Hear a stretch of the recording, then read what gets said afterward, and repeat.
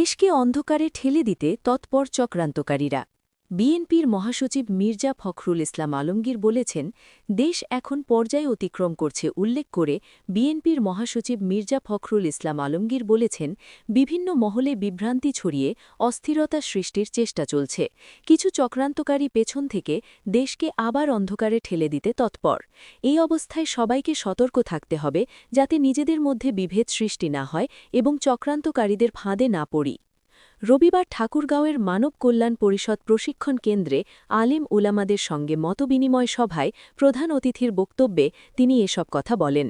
হাফিজ আব্দুর রশিদের সভাপতিত্বে আরও বক্তব্য রাখেন জেলা বিএনপির সভাপতি মির্জা ফয়সাল আমিন, সাধারণ সম্পাদক পয়গাম আলী প্রমুখ। বিএনপি মহাসচিব জুলাই আন্দোলনে শহীদ আবু সাঈদ, ওসমান হাদি, ওয়াসিম সহ অন্য শহীদদের স্মরণ করেন এবং ১৯৭১ সালে মুক্তিযুদ্ধের বীরদের প্রতি শ্রদ্ধা জানান। মির্জা ফখরুল বলেন, আসন্ন নির্বাচন অত্যন্ত গুরুত্বপূর্ণ।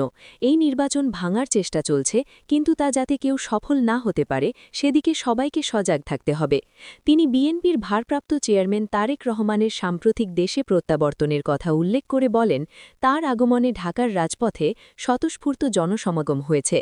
তারেক রহমানের বক্তব্যে বারবার ইসলাম ও আল্লাহর কথা উঠে এসেছে, যা আলিম সমাজের কাছে প্রশংসিত হয়েছে। মির্জা ফখরুল আরও বলেন, ইসলাম শান্তির ধর্ম।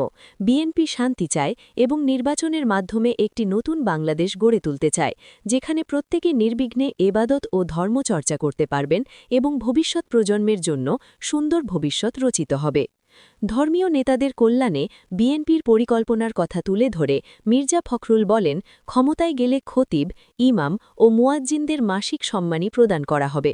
ধর্মীয় উৎসবে বিশেষ ভাতা, দক্ষতা উন্নয়ন প্রশিক্ষণের মাধ্যমে বিকল্প কর্মসংস্থান সৃষ্টি, ১৯৯৩ সালের মসজিদ ভিত্তিক শিশু ও গণশিক্ষা কার্যক্রম সারা দেশে বিস্তার, ইমাম মুয়াজ্জিন কল্যাণ ট্রাস্টকে শক্তিশালী করা এবং তাদের সামাজিক রাষ্ট্রীয় মর্যাদা বৃদ্ধির উদ্যোগ নেওয়া হবে।